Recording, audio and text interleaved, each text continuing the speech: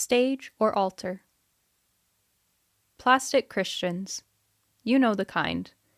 They know all the words, spout all the rules, sing all the songs, join everything, and they look really good doing it too.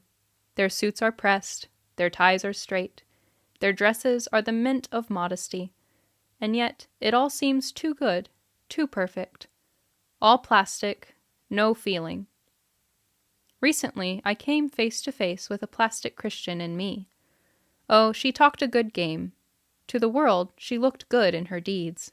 She was no doubt Christian, but plastic nonetheless. You see, deeds done out of fear of being found less than the perfect Christian are dead deeds, no matter how good they look. A song I heard by Casting Crowns called Stained Glass Masquerade puts it this way. Am I the only one that's traded in the altar for a stage? Now before you jump on the bandwagon of spirit bashing the choir or the readers or those in other visible ministries, I suggest, as Jesus said, that you look first at yourself. If you are without sin here, then you may cast a stone. These words are not talking only about the more visible ministries in the church. They are talking about you and your walk every day with Christ. Is it a performance or a sacrifice? Are you on the stage or on the altar? If you're not sure, from experience, ministry of performance looks like this. You say all the right words, but your heart feels none of them. You read the Bible religiously, go to church without fail. You can recite all the rules and the prayers as well, but it all feels empty, as if you are going through all the motions because that's what's expected. You join the organizations, help with the youth, volunteer for every fundraiser, attend classes, teach classes. You serve and serve and serve until you've got no more to give, and then you find a way to give some more. You feel burned out and used up, and yet there are still people hurting, still more you should give. You want to live out the Christian life, but the reality for you is it's tiring work. That's performance. Performance is going on your own ability, choosing the tree of the knowledge of good and evil over resting in the tree of life. Things look and feel very different when you're on the altar.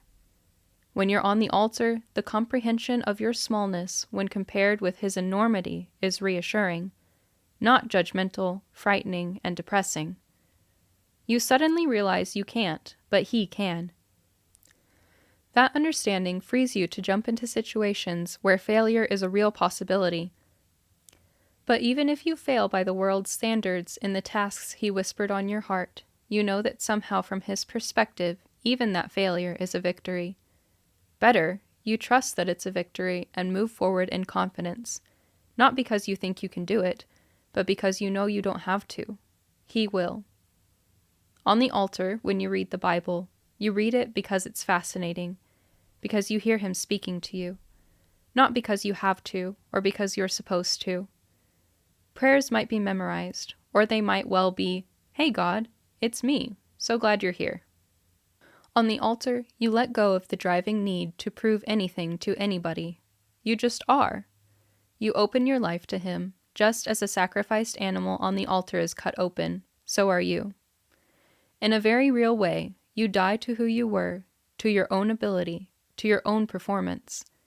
Impressing others pales in comparison with being real and being honest about your fears, about your failures, and about who you really are. You suddenly have no desire to wear the mask of plastic Christianity, and the more your mask is stripped away by His loving, accepting presence, the more you begin to allow others in your presence to remove theirs. As I thought about the concept of stage or altar, performance or sacrifice, the story of Cain and Abel slid into my consciousness. Has there ever been a more perfect example of what performance-based Christianity leads to? There's Cain, tilling his little performance heart out, thinking how pleased God is going to be with his offering, and being pretty pleased with his offering before it even gets to God. How could God not be impressed? After all, Cain reserved the best of his harvest for the Lord.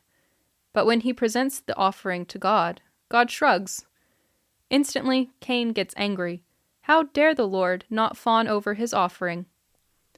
Then in walks Abel, who presents his offering to the Lord.